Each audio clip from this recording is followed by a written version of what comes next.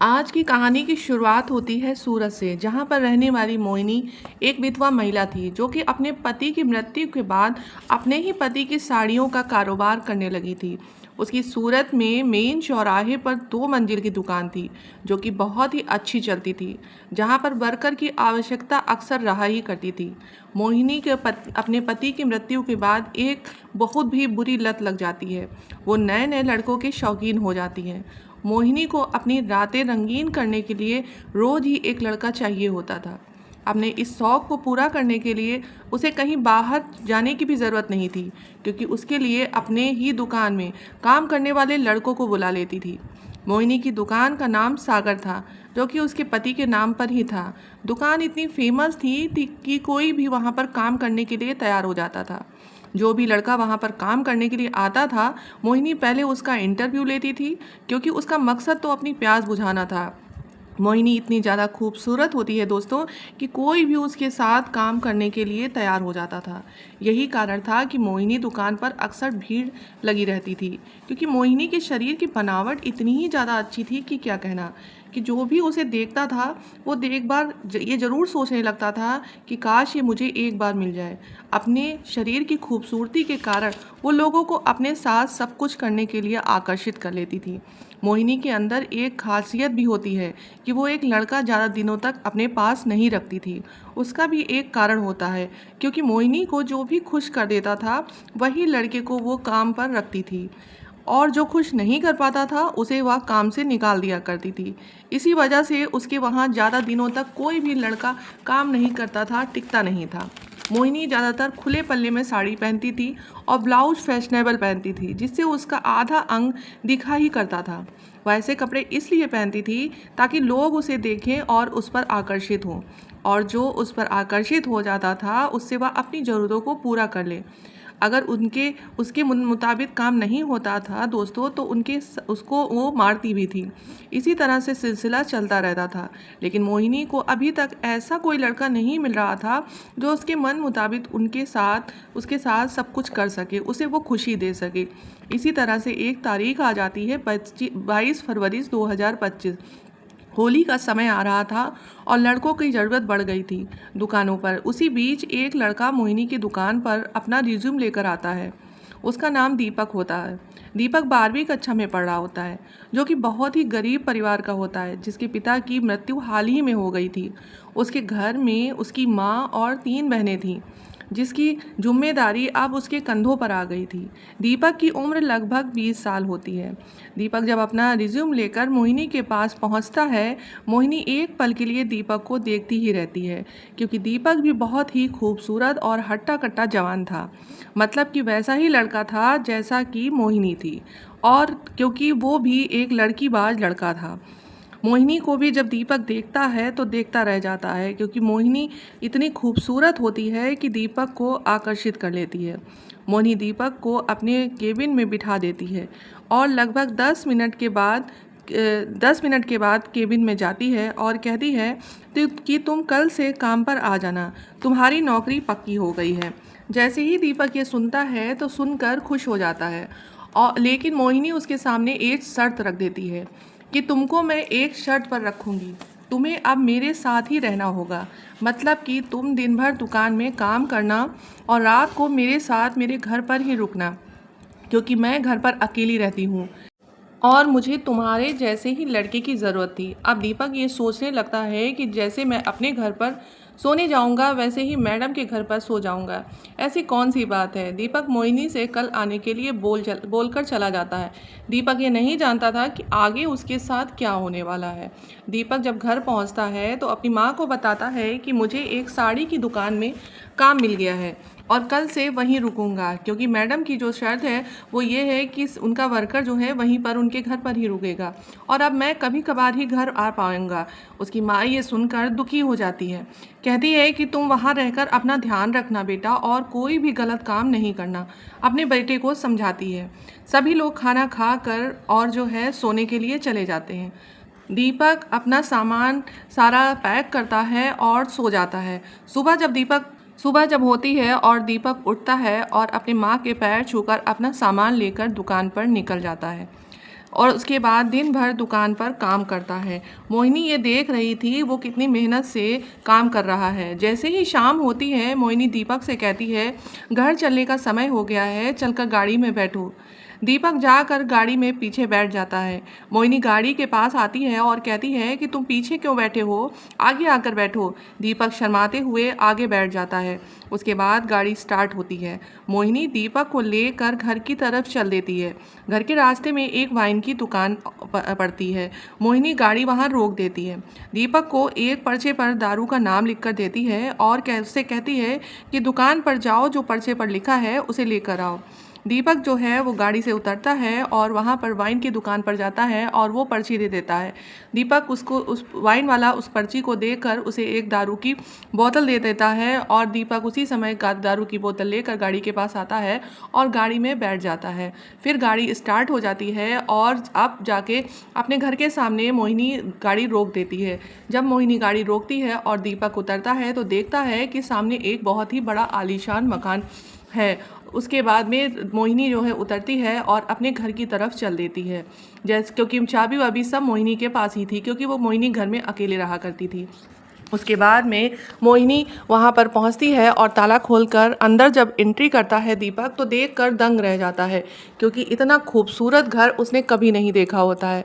थोड़ी ही देर बाद मोहिनी सारे घर की लाइट्स ऑन कर देती है, एसी ऑन कर देती है। जैसे ही लाइट की चकाचौंध दीपक देखता है तो देखकर दंग रह जाता है और चारों तरफ सर घुमाकर देखता रहता है, क्योंकि दीपक ने आज तक कभी भी इतना खूबसूरत घर नहीं देखा था। वो अपनी मैडम से कहता है कि मैडम, आपका घर तो बहुत खूबसूरत है, बहुत ही सुंदर है, आप कैसे यहाँ अकेले रहती हो। तो मोहिनी कहती है कि मेरा घर ही सुंदर है, मैं सुंदर नहीं हूँ। तो दीपक कहता है कि नहीं मैडम, आप तो उससे भी ज़्यादा खूबसूरत हो। कहीं ना कहीं ये मोहिनी को बात बहुत अच्छी लगी थी।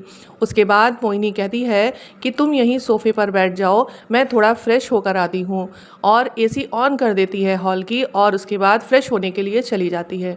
फ्रेश होकर नहा धोकर वो जब अपने कमरे में आती है तो आज वो बहुत ही हल्के रंग की ब्लैक कलर की नाइटी पहनती है, क्योंकि उसको तो दीपक को रिझाना था।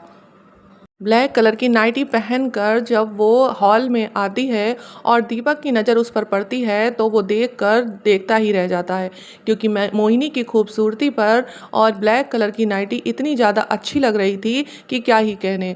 मोहिनी जानबूझकर इस तरह से पहन कर आई थी ताकि दीपक को कुछ भी कहना ना पड़े उसे, और वो उसको देख कर ही सब कुछ उसके साथ करना शुरू कर दे।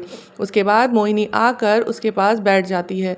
बैठने के बाद में उसको जो है नीचे झुकने का कुछ नाटक करती है। जब नीचे झुकने लगती है तो जाहिर सी बात है उसका कुछ अंग दीपक को दिखने लगता है, क्योंकि वो इसी वजह से झुकी थी ताकि दीपक उसके अंग को देखे। दीपक जो उसके अंदर के अंग को देखता है तो और भी ज़्यादा बेचैन हो जाता है। मोहिनी जो है उठकर बैठ जाती है और कहती है कि क्या देख रहे हो। दीपक सकपका जाता है और कहता है कि मैडम, मैं कुछ नहीं देख रहा हूँ। तो मोहिनी कहती है, मुझे पता है तुम क्या देख रहे हो। उसके बाद में उससे कहती है कि जाओ, वो जो दारू की बोतल में लाई थी उसको पैक बनाओ। दीपक जाता है, गाड़ी से बॉटल निकाल के लाता है और एक पैक बना देता है। जब एक पैक बनाने लगता है तो मोहिनी कहती है कि क्यों, तुम नहीं पियोगे। तो दीपक कहता है, नहीं मैडम, मैंने आज तक कभी नहीं पी है, मैं नहीं पीऊँगा। लेकिन फिर क्या था दोस्तों, मोहिनी ज़बरदस्ती उसको भी पिलाना शुरू कर देती है कि 2 ग्लास बनाओ, मेरी सारी शर्तें तुम्हें माननी पड़ेंगी। और एक बात मैं तुम्हें बता दूं, अगर तुम मुझे खुश रखोगे तो ये नौकरी समझ लो तुम्हारी पक्की रहेगी, और अगर तुम मुझे खुश नहीं रख पाओगे या खुश नहीं रखोगे तो ये नौकरी तुम्हारे हाथ से चली जाएगी। नौकरी को हाथ से जाते हुए सुनकर वो बहुत ज़्यादा परेशान हो जाता है। वो सोचने लगता है कि अब जो मैडम कहेगी मैं करूँगा, क्योंकि अब मेरे घर की जो दाल रोटी है अब वो मैडम के हाथ में है, वही चला सकती है। उसके बाद में वो 2 पैक बनाता है और धड़ाक से एक पैक अपना पी डालता है, मोहिनी को देता है और मोहिनी भी पी लेती है। उसके बाद में जैसे ही एक पैक दीपक के अंदर जाता है तो उसे हल्का नशा होने लगता है। मोहिनी तुरंत ही उठकर उसे 1 ग्लास का पैक और बनाकर दे देती है। जैसे ही दीपक को हल्का नशा होने लगता है, मोहिनी समझ जाती है कि दीपक को अब नशा होने लगा है। वो तुरंत ही झटपट 3-4 पैक और पी जाती है। उसके बाद दीपक को हाथ पकड़कर अपने कमरे में ले जाती है और वहाँ पर होम थिएटर ऑन कर देती है। होम थिएटर पर अच्छा सा म्यूज़िक लगा देती देती है। उसके बाद वहाँ पर गाना जो है शुरू हो जाता है, वो उसी पर डांस करने लगती है। जब वो डांस करने लगती है तो ये देख कर दीपक का नशा उतर ही गया था, क्योंकि वो जब अपनी मैडम को डांस करते हुए देखता है तो ऐसा लग रहा था कि इतनी खूबसूरत सी कोई अप्सरा धरती पर आई है और नाच रही है। वो मैडम के साथ ही डांस करने लगता है और डांस करते करते मैडम जो है मोहिनी, उसका हाथ अपने इधर उधर अंग पर लगाने लगती है। अब तो दीपक को तो बस यही लग रहा था कि कैसे भी ये मैडम उसको मिल जाए और वो उसके साथ सब कुछ कर सके। फिर क्या था दोस्तों, मोहिनी के मन में भी तो यही चल रहा था, लेकिन दीपक को तो ये सब कुछ पता नहीं था कि मोहिनी उसके साथ आगे क्या करने वाली थी। दीपक जो है उसके साथ डांस करने लगता है, नाचने लगता है। जब मोहिनी को पूरी तरह से मदहोश हो जाती है तो वो दीपक का हाथ पकड़ती है और अपनी पीठ पर लगाती है और सीने से लग जाती है और दीपक के होंठ के पास अपने होंठ ले जाती है और कहती है कि आज तुम अगर मुझे खुश कर दोगे तो तुम जो चाहोगे मैं तुम्हें वो दूंगी और तुम्हारी नौकरी तो पक्की ही रहेगी। इतनी कम उम्र के लड़के के साथ जो है सब कुछ करने जा रही थी तो ये सोच रही थी कि आज उसका दिन बहुत ही ज़्यादा अच्छा होने वाला था, बस ये है कि ये परफॉर्म अच्छे से कर सके। उसके बाद क्या था दोस्तों, अब अपनी नौकरी जाने का डर भी दीपक को था। इस वजह से वो दीपक मोहिनी को उठाता है और बिस्तर पर ले जाता है। उसके बाद उसके साथ गलत काम गलत हरकत करना शुरू कर देता है और तब तक करता है जब तक दीपक देखता रहता है कि मोहिनी को शांति नहीं मिल गई है, कुछ नहीं हो गई है। उसके बाद जब दीपक थक जाता है तो लेट जाता है, क्योंकि मोहिनी भी पूरी तरह से थक चुकी थी। उसके बाद दोनों लोग अपनी अपनी संतुष्टि कर कर सो जाते हैं। फिर क्या था दोस्तों, सुबह होती है और मोहिनी उठती है और दीपक से कहती है कि तुम्हारी कुछ हद तक नौकरी पक्की हो गई है, लेकिन अभी ये मत सोचना कि नौकरी पूरी पक्की हो गई है। दीपक कहता है क्यों मैडम, मुझसे कोई गलती हुई है क्या? मोहिनी कहती है नहीं, तुमसे कोई गलती नहीं हुई है, लेकिन तुमने परफॉर्म अच्छा किया, लेकिन 70% तक तुम्हारा परफॉर्म था, तुम्हें 100% तक परफॉर्म करना है। अब तुम्हें ये कैसे करना है, अब ये तुम ही जानो। अब दीपक सोचने लगता है कि मैं क्या करूं ऐसा जो मैडम और ज़्यादा मुझसे खुश हो जाए और मुझे नौकरी से ना निकाले। फिर क्या था दोस्तों, दीपक दिन चला जाता है दुकान पे और दिन भर काम करता है और सोचने लगता है।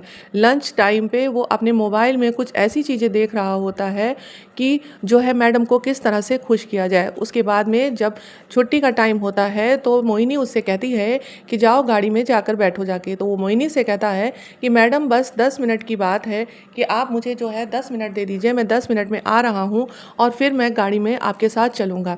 मोहिनी कहती है क्यों, कहाँ जा रहे हो, किससे मिलना है? तो वो कह देता है कुछ नहीं मैडम, बस मैं 10 मिनट में आ रहा हूँ, मुझे 10 मिनट के लिए दे दीजिए। दीपक 10 मिनट का कहकर चला जाता है और वो जाता है और एक मेडिकल स्टोर पर एक मेडिसिन लेकर आ जाता है। दीपक मेडिसिन लेकर आता है और मोहिनी के पास पहुँचता है और कहता है कि मैडम अब आप चलिए और मैं आपके साथ चलने के लिए तैयार हूँ। फिर क्या था दोस्तों, मोहिनी उठती है और अपनी गाड़ी में बैठ जाती है। फिर वही दिनचर्या अपनाती है, वो जाती है और वाइन शॉप के सामने दुकान रोकती है, दुकान के सामने गाड़ी रोकती है और दीपक से कहती है जाओ जाकर वहाँ पर ड्रिंक ले आओ। वह दीपक लेकर आता है, उसके बाद गाड़ी में वो बैठ जाता है। फिर उसी तरह से मोहिनी जाती है और फ्रेश होकर आती है और फिर अपनी दूसरी नाइटी पहनकर आ जाती है, क्योंकि उसको दीपक को बहुत ही ज़्यादा आकर्षित करना था। कहीं ना कहीं मोहिनी को उस दिन बहुत ही ज़्यादा खुशी मिली थी, बहुत ही ज़्यादा अच्छा लगा था, लेकिन ये मोहिनी जाहिर नहीं कर रही थी। वो सोचती थी कि शायद दीपक से कहेगी तो और भी ज़्यादा अच्छे से परफॉर्म करेगा। इसी वजह से मोहिनी जो है कुछ भी उससे नहीं करती है और उसको और भी ज़्यादा उकसाती है। फिर क्या था दोस्तों, दीपक को तो पता था कि अगर वो मोहिनी को खुश नहीं कर पाएगा तो मोहिनी उसे काम से निकाल देगी।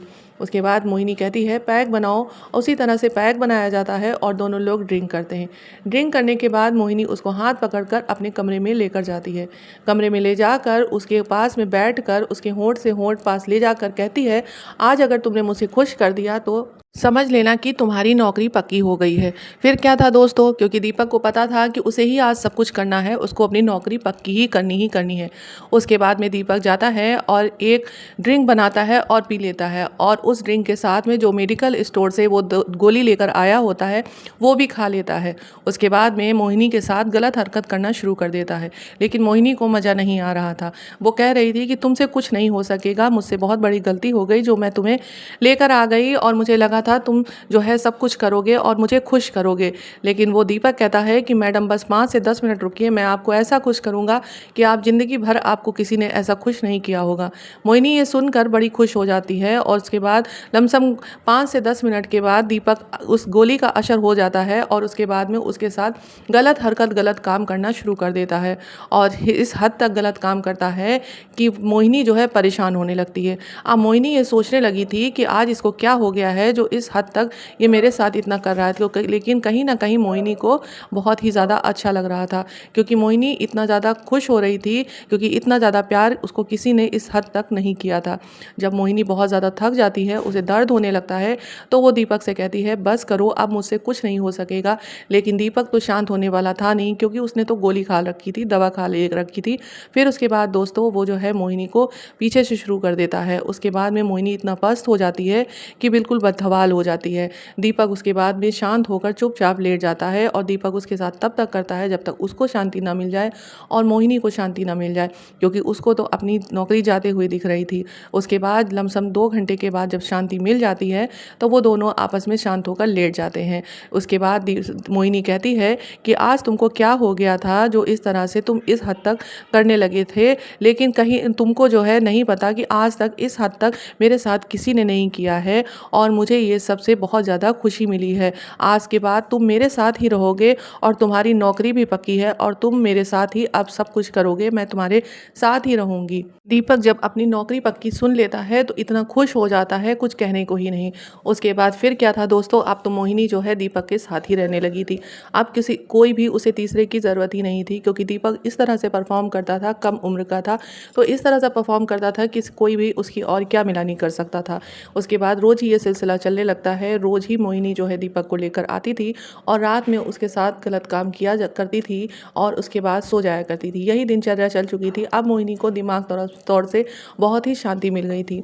अब तो मोहिनी कुछ और ही सोचने लगी थी कि दीपक के साथ और अब क्या करना है। दीपक को नहीं पता था कि आगे उसके जीवन में और क्या होने वाला है, कैसे बदलाव उसकी ज़िंदगी का होने वाला है। उसके बाद मोहिनी एक दिन जो है लमसम इसी तरह से महीने भर हो जाता है। उसके बाद दीपक से मोहिनी कहने लगती है कि मैं अब तुम्हारे साथ ही रहना चाहती हूँ, तुम मुझे जो सुख दे रहे हो वो बहुत ही अच्छा है। अब अपने घर में तुम बात कर लो कि और तुम्हारी माँ और बहनों का पूरा खर्चा मैं उठाऊंगी और तुम अपने घर में बात कर लो और मैं तुमसे शादी करूंगी, तुम मेरे साथ ही रहना। ये बात जब दीपक सुनता है तो सुनकर दंग रह जाता है, क्योंकि उसकी उम्र 20 साल थी और मैडम लमसम 35 साल की थी। ये वो सोचने लगता है कि ये बात अगर वो माँ को जाकर बताएगा तो माँ शायद नहीं मानेगी, क्योंकि वो इतनी बड़ी उम्र की है। लेकिन दीपक को ये भी समझ में आ रहा था कि वो भविष्य में इतना पैसा नहीं कमा सकता था जो माँ को और बहनों को सुख दे सके और उनकी अच्छे से शादी कर सके। अब वो समझ नहीं पा रहा था करे तो क्या करे, क्योंकि वो उसकी एक तरफ उसकी ज़िंदगी थी और एक तरफ उसका परिवार था। अब समझ में नहीं आ रहा था कि अपनी ज़िंदगी को चुने या परिवार को, क्योंकि अगर परिवार को वो चुनता तो जो है ज़िंदगी उसकी बर्बाद होनी थी, क्योंकि इतनी अच्छी अपॉर्चुनिटी उसको नहीं मिलने वाली थी। उसके बाद वो घर जाता है और अपनी माँ से बात करता है और उसे सारी बात बताता है। अब उसकी माँ कहने लगती है कि वहाँ से नौकरी छोड़ दो बेटा, ये सब ठीक नहीं है, गलत है। वो इतनी बड़ी उम्र की लड़की है, तुम उसके साथ कैसे शादी कर सकते हो, विधवा है। लेकिन बेटा उसको समझाता है कि माँ अगर मैं उससे शादी नहीं करूँगा तो वो मुझे अपने काम से निकाल देगी और उसके बाद में तुम लोगों का भी सब खर्चा उठाने के लिए तैयार है और इससे अच्छा और क्या हो सकता है। लेकिन माँ कहती है बेटा इससे तुम्हारी ज़िंदगी बर्बाद हो जाएगी। वो कहता है कोई बात नहीं माँ, मैं उसके साथ आराम से खुशी से रह लूँगा, वो मुझसे बहुत प्यार करती है और कहीं ना कहीं कभी ना कभी मुझे उससे भी प्यार हो ही जाएगा। ये सारी बातें दीपक जब अपनी माँ को समझाता है तो माँ को समझ में आ जाता है।